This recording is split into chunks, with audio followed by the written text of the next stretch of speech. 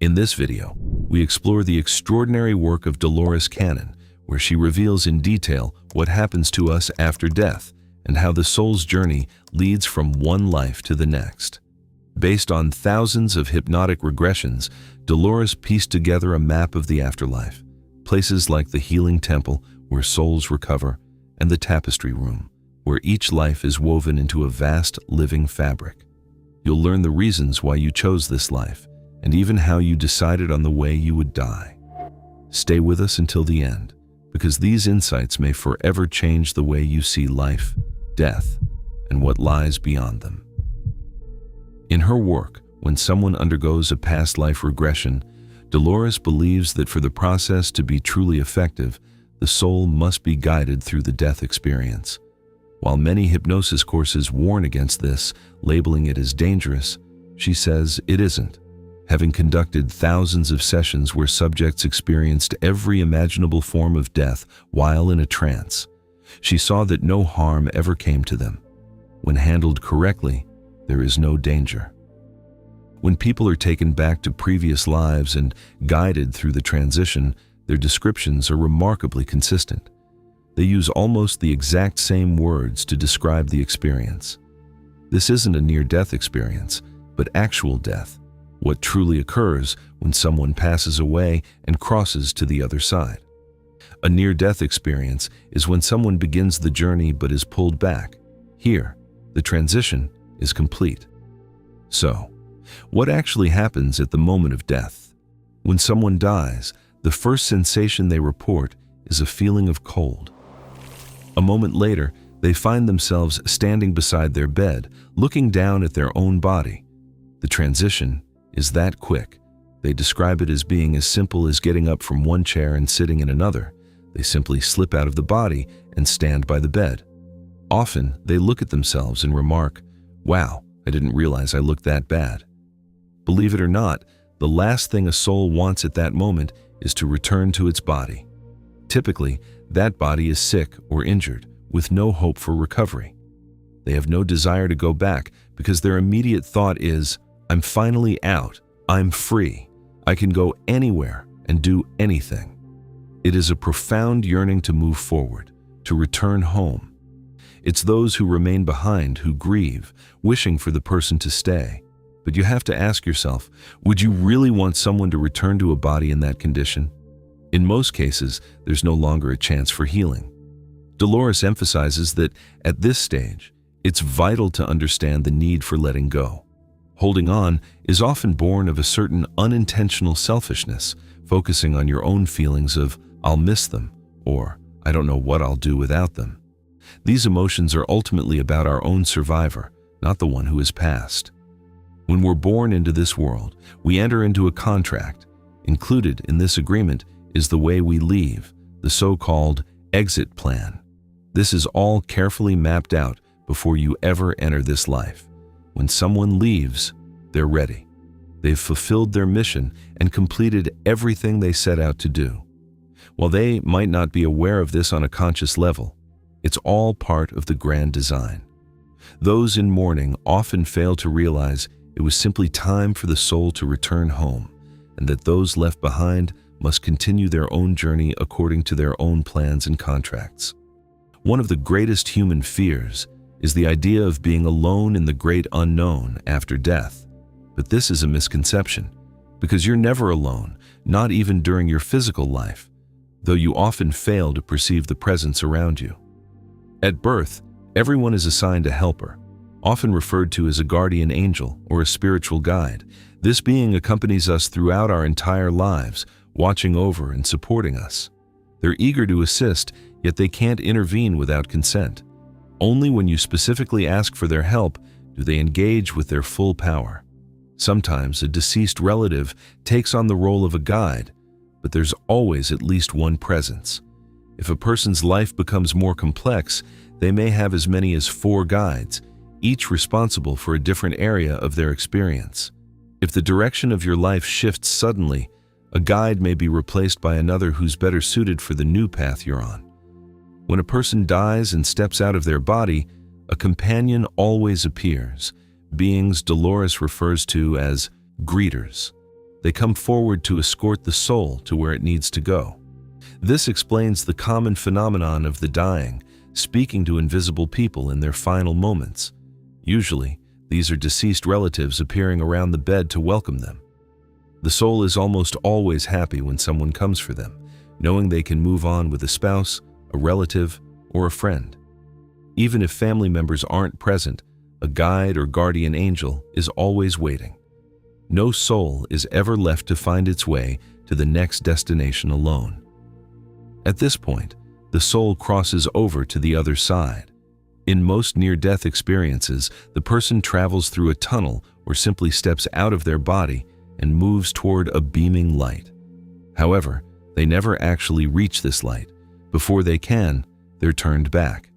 At that threshold, a presence often appears to ask if you're certain you want to leave, suggesting it might be better to return because your family still needs you. Sometimes you're given a clear choice, to return or to continue onward. Those who choose to return never fully pass through that light, which is why they don't die completely. She has discovered that this light is actually a massive source of energy. One might call it God, but at its core, it is a powerful, pure energy. It is the same force the Gnostics called the monad, the Hermeticists referred to as the all, the Hindus recognize as Brahman, and the Taoists name the Tao. It's only when someone truly leaves their body and dies that they pass through this light. During this passage, the silver cord is severed, the link that connects the spirit, your true self, to the physical body for as long as you live. Everyone leaves their body every single night. The spiritual essence, the true self, would be pretty bored just waiting for the body to wake up. After all, it's the body that gets tired. The true self doesn't. The soul waits impatiently for you to lie down, and as soon as sleep arrives, it slips out to begin its adventures. During these nightly travels, one enters the spirit world to meet with guides and masters for guidance, or simply to wander, visiting people and places. These journeys can even extend to other planets or dimensions. Everyone does this nightly without knowing it, because having that awareness would be too distracting in your daily life. The only way you might remember these travels is through dreams of flight or visiting strange, unfamiliar places. Every night, you venture out on adventures, and in the morning, when it's time to return to the body, the silver cord stays attached. It acts as a guide, pulling the soul back into the physical form. Then, the body awakens and daily life continues.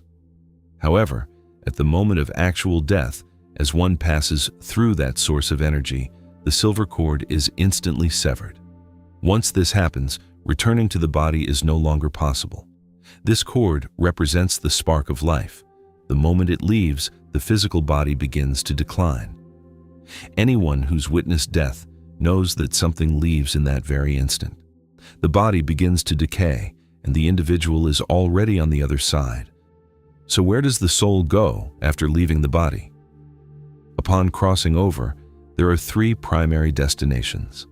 A soul is drawn to the place that matches its specific vibration and frequency. It simply can't go anywhere else. As a soul evolves and learns more after each death, it gradually ascends to higher levels as its vibration and consciousness align with those planes. Dolores speaks of what she calls the wheel of karma, where souls cycle repeatedly, making the same mistakes and failing to progress. They stay trapped in the same old patterns, even though the goal is to eventually break free. Each of the three main realms is further divided into various sections depending on the soul's frequency. The first of these areas is the lower astral plane. This realm is inhabited by those referred to as earthbound souls. They lived such negative lives that they're unaware of any other possibilities. To them, only physical existence is real. This group often includes murderers, addicts, or alcoholics who refuse to let go of their former state. These are deeply negative individuals who, upon passing, often fail to realize they've died. They believe they're still alive and, in their confusion, repeatedly attempt to re-enter a physical body, which is impossible. In all her work, Dolores never found evidence of demonic possession. According to her findings, it simply doesn't exist because the soul is protected by a spiritual shield. However, these earthbound entities can try to influence the living, especially those weakened by things like alcohol or drugs. Because they don't realize they're dead, they try to relive their past sensations by staying close to people engaged in the same negative behaviors, hoping to catch a shadow of the experiences they once had. All the while, a spirit guide stands by, waiting to lead the soul away. The guide may wait patiently, watching as the individual remains entangled in that state, refusing to move on. Eventually, the soul begins to find the situation boring, realizing it can't reclaim what it's looking for. Once they reach this realization, they finally notice the one who has come for them and agree to leave. They're always welcomed with immense love. They had simply lost their way. Once they transition, they attend schools on the other side, receiving lessons to prepare for their eventual return. Dolores warns that if you return to Earth too early, before you're truly ready, your negativity will carry over into your next life. If you're watching this and you're drawn to these kinds of teachings, you probably don't have to worry about the lower astral plane, but it's important to understand that it's a part of the soul's journey. Dolores describes the middle astral plane as the realm many religions call heaven. It's a place of breathtaking beauty, consistently described by those who visited it as a landscape of rolling hills surrounding a serene lake with different homes scattered across the horizon. In this realm, your surroundings are shaped by your own ideals and your personal perception of a perfect home. Whether you envision a modest house you once loved or a grand castle, your version of heaven manifests accordingly. You can choose to spend what feels like an eternity in these settings, reunited with the friends and relatives who passed before you. This is the heaven often spoken of by churches, an exceptionally beautiful place where music seems to fill the air and colors possess a vividness unknown on earth. Those who've had near-death experiences often return with memories of these extraordinary colors, especially the ones in the flowers. The gardens are immense, featuring plants and hues so unique they have no earthly equivalent. Many survivors report that for a while after their return, they can still see the molecules of physical objects vibrating, because the memory of that vibrancy is so intense. In this idyllic state, you live together with loved ones and engage in everything you've ever desired. But there's a catch. This state isn't permanent. It isn't the ultimate destination, because very little is learned in a state of perfection. Eventually, there's a symbolic knock on the door, signaling that it's time for you to move forward and review your life. Even if you protest, wishing to stay in the bliss of your personal heaven, the journey must eventually continue. The soul is then brought to the review board, which is made up of wise masters. These beings don't issue commands, they simply offer counsel. At this stage, your entire life is laid out. Every action you took, every word you spoke, and every person you touched or hurt. Witnessing this review is a deeply challenging experience. The life is presented with absolute objectivity, shown not just from your perspective, but also from the viewpoints of everyone you interacted with. You begin to see and feel the impact of your actions through the eyes of others, and that can be a painful realization. It often comes as a shock to discover how deeply a careless word or deed affected someone else. People often move through life without really considering the weight of their impact on others. On the other side, however, the full scope of your actions and their consequences becomes undeniable. Dolores says that if more people grasped this reality, there'd be much more kindness in the world, because you'd realize that everything you do eventually reflects back on you.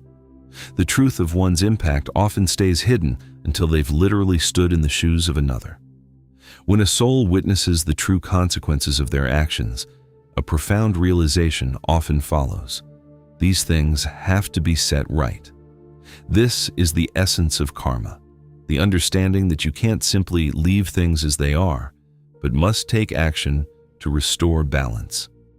At this stage, souls often talk with one another, acknowledging that their previous interactions weren't successful, and agreeing to try again. They may decide to swap roles, a husband becoming the wife or a parent becoming the child. In this realm, these roles are interchangeable because the specific identities are secondary to the lessons being learned. You might ask, how can these souls agree to incarnate together if one has to be born years before the other? The best way to describe it is this. It's because these agreements take place outside of linear time. For this reason, they can enter different points in the timeline without waiting. The entire timeline already exists, and each soul simply enters at its chosen point. This doesn't mean fate is fixed, but rather that the timeline exists as a complete structure where the soul can move freely. Dolores often refers to existence as a stage play. Those she has guided through the death experience frequently describe looking back from the other side and seeing the actors behind the scenes preparing for their cues and stepping into their roles. During life on Earth, the emotions and events feel overwhelmingly intense, but from the perspective of the afterlife, a lifetime appears like a blink of an eye. We're often simply caught in a grand illusion.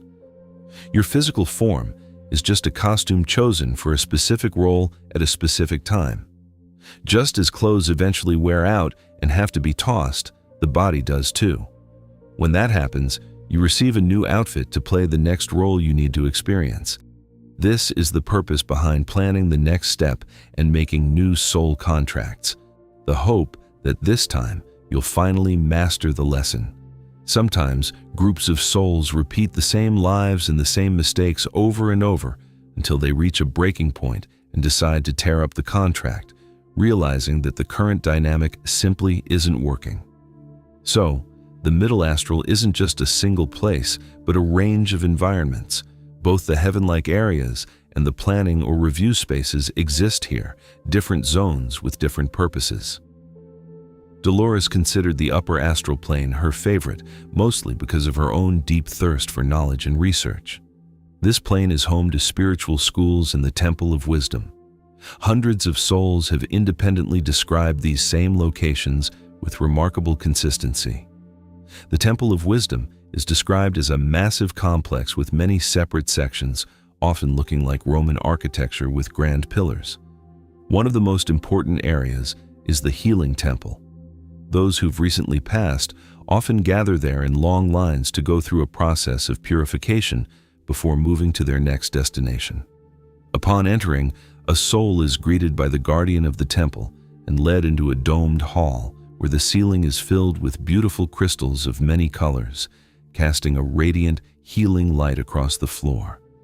The soul stands in the center of that light, and this energy releases everything they've endured, whether it was the transition of death or the various hardships of life. It simply washes everything away, letting the soul move forward to where it truly belongs. Dolores was told that it would be a great service to let people know they don't have to wait for death to visit this place. You can access it through meditation or while you sleep. If you want to visit this place for healing, you can visualize yourself there and travel to the temple. The residents of that realm can tell who hasn't died yet. Your silver cord trails behind you, signaling that you've come for a different purpose. Another significant part of the Temple of Wisdom complex is the Tapestry Room, a place Dolores featured in many of her books. The tapestry is immense, stretching for miles across an entire wall. Those who've seen it describe it as a living entity, a fabric that actually seems to breathe. Within this tapestry are countless threads. Every person has their own, the thread of life, which is woven into the fabric, telling the story of one's entire existence. This room reveals how everything is interwoven, how we influence one another, and how we're all fundamentally connected. It illustrates that you're both an individual thread and the entire fabric at once. It is for you to realize the profound impact you have on others. Every word and every action ripples through the lives of everyone you encounter because you're part of this continuous interconnected web. This is why the tapestry of life is such a crucial concept. She points out that once you understand this, judgment fades away, because we're all essentially the same. We're in the same school, trying to learn and eventually escape the wheel of karma. You can't really judge another person because they're simply at a different level, attending a different class and working through different lessons. This spiritual fabric is a central theme in her work, detailing what happens when a soul enters the tapestry and crosses over into the dimension we perceive as time. Dolores's personal favorite location is the library. Each time she brought a subject there, she was met by a keeper who recognized her, often greeting her with a familiar, "Oh, it's you again. What is it you want to know now?" Through the library, she uncovered secrets ranging from the mysteries of Atlantis to the hidden history of Earth. This library contains all knowledge that has ever existed or is yet to happen. While its vastness is beyond human imagination, it holds everything. To her, it's the most magnificent place in existence where knowledge can be perceived as books, scrolls, or even pure energy. The Akashic records are also located here. Dolores composed many of her books by drawing directly from these experiences. Close to the library, you can find the private chambers. Upon entering one of these rooms, whatever you seek to understand manifests around you, and you're suddenly immersed in the middle of the experience, witnessing events as they unfold. This is how Dolores and her subjects gathered information about the lower astral plane. Even though they had no desire to visit it physically, the information was presented to them in this immersive way. In these rooms, you can observe anything you wish and acquire any knowledge you desire. Beyond the library lie the spiritual schools. In these institutions, a soul is placed at a level that corresponds to its own vibration and frequency. Dolores often remarks that her concept of heaven doesn't involve floating on a cloud with a harp. For her, true heaven is found within these schools, where every piece of information is accessible and everything one wishes to learn is within reach. She once questioned the guides, asking why returning to Earth was necessary if all knowledge could be attained in the spirit realm. Their response was that learning in the afterlife is like studying from a textbook, whereas Earth provides the laboratory for practical experience. You can read about a concept on the other side, but you can't truly experience it. The guides explained that a soul might study love, hate, or jealousy and believe the lessons are easy to master, but descending into the dense emotions of human interaction is a far more difficult and rewarding challenge. You learn much more effectively here than there. It's like a college student studying chemistry. You can read about chemicals and formulas, but do you truly understand them until you enter the lab and begin mixing the substances? It's the same with mechanics. You can read manuals on how an engine works and how to assemble it, but true mastery only comes through hands-on work. This is the fundamental difference between the realms. This is why souls choose to return to the physical world. Here, learning is accelerated, karma can be settled, and spiritual cycles can be completed faster. Although you might claim you don't remember writing the script for your life, she asserts that this is exactly what happens. You're the sole author of your own life story. There is no external judge. The soul reviews its own actions, sees who it has hurt, and decides how to make amends. In this process, you are your own biggest critic. This self-judgment is the driving force behind the creation of new soul contracts and the repayment of karma. Once a contract is finalized, the soul prepares for its return with a carefully constructed plan. Many souls feel a desire to settle all their debts at once, hoping to finish their cycle so they never have to return to Earth, a place they often see as a realm of suffering. While many are reluctant to return, they understand it's a necessary step to bring their journey into balance and set things right. When you craft your plan, you're assisted by guides, guardians, elders, and masters. Sometimes you are offered 2 or 3 different life possibilities. They ask, which one do you want? Do you want to be a man, a woman, an Eskimo, an Indian? You choose the script. Sometimes you want to take on too much and say, I want to solve everything at once. To this they say, that's not a very good idea. And you reply, I don't care. I want to do everything. It's like being at university and trying to complete every subject at once, leaving no time for anything else. You just study, and eventually, you can't handle it. They tell you, you don't have to do everything at once. You can come back any time and finish the rest. Do what you can, as much as you can, and as well as you can. That is all they expect of you. They say, all right, if this is your decision, it won't be easy. We will help you, but it will be hard. Once the decision is made, the script is written and the players are chosen. Soul contracts are forged, agreements to be a spouse, a child, or even a friend you meet by chance on a street corner. You bring this neatly packaged plan into the physical world, but since Earth is a planet of free will, these individual plans inevitably clash with the plans of others. People often look back on their lives and realize that even if their plans weren't perfect, that was precisely the point. The goal is to learn and improve, eventually breaking free from the cycle. However, the journey is complicated because you have to forget the plan when you're born. In the spirit realm, everything is clear and logical, but the moment you arrive, the shutters of memory close and everything is forgotten. Why aren't you allowed to know your purpose or your connections to others? The guides say it wouldn't be a true test if you knew the answers in advance. Because of this, you have to be born blind, behind what they call the blinders. At death, these are removed and full knowledge is restored. Individuals have even been guided through the birth experience, remembering how they desperately tried to hold on to their memories, only to feel them slip away the moment they entered the world. One reason babies don't remember their origins is that they spend their first 2 years mastering the physical, crawling, walking, and speaking. During this time, a child is still transitioning between two worlds. This is why babies sleep so much. They're returning to the spirit realm for last-minute advice from the council. There's a similar pattern in the elderly as they approach the end of their lives. They start to sleep more often because they're also visiting the other side, getting instructions and preparing for the way they'll leave. This transition is governed by your exit plan, a fundamental part of the soul contract you wrote before you were even born. You predetermine the way you'll leave because there has to be a designated way to exit the physical body. This might sound clinical or hard to wrap your head around, but even if you aren't consciously aware of it, the plan is perfectly clear on a soul level. Some souls even choose specific scenarios, like a train accident, simply because they want to experience that particular way of leaving. Departures can even be planned in groups.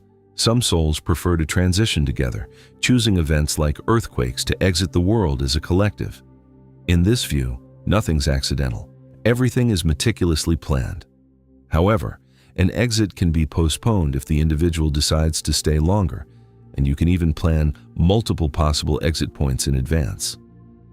There was a man Dolores highly respected named Dr. Barnett, a physician and hospital administrator for 45 years.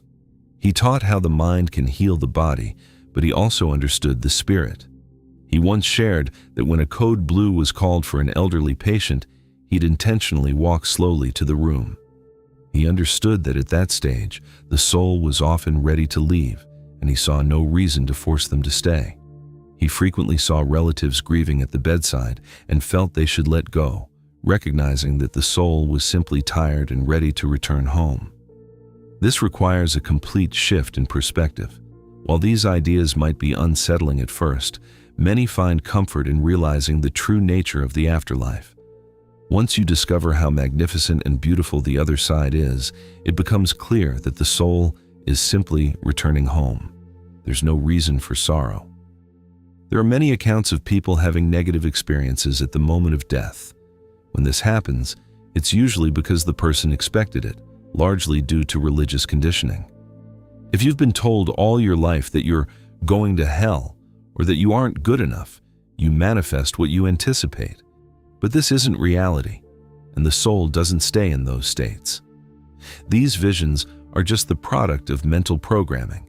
If you expect a certain outcome, that's what you'll perceive. Dolores's daughter, who worked in intensive care units for years, often saw the heart-wrenching sight of elderly patients dying with terror in their eyes.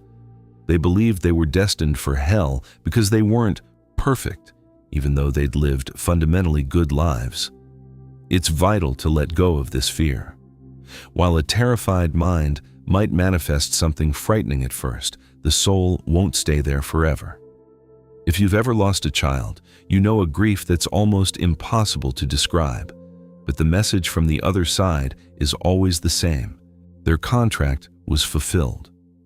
While the loss is agonizing for those left behind, the souls themselves knew exactly what they were doing. A soul is never truly a child. They're eternal, and they don't have the limitations of a baby soul. It's often a soul's decision to enter life for only a few years. Perhaps so, a parent or relative can learn a vital lesson. You have to ask yourself, did you gain insight from the experience? Because that's the ultimate point. This perspective has offered profound relief to many parents who felt they were left with many questions. In one session, a woman mourning her brother saw him approaching her in a beautiful garden. When she asked why he'd left so soon, he explained that his time had come. He urged her to let go and actually live her life, showing her how beautiful his new surroundings were. Looking at death this way changes everything. It requires you to think differently than you were taught, to recognize that everyone has their own plan and that your role is defined by how you react and what you learn. Even being born with a severe illness is part of a plan. Surprisingly, more souls wait in line for bodies with disabilities than for healthy ones, because one can work through far more karma in a single lifetime within such a body than they could in 10 ordinary lives. These individuals learn a great deal, but more importantly, they serve as teachers for everyone they encounter. When you see someone in a wheelchair or a child with a disability, try to recognize the courage of their choice. It's a completely different perspective. When you view life through this lens, you gain a perspective that can transform the way you see the grand design. Once you understand this, you gain the power to truly direct your own life. Realizing that everything in your life was put there by you can be a difficult truth to accept, especially during times of chaos. But remember, if you have the power to create that chaos, you also have the power to remove it. Once you recognize the immense strength you possess as a creative being, you realize you can manifest anything you desire. Thank you for joining me on this journey. Please consider subscribing. More episodes are coming soon.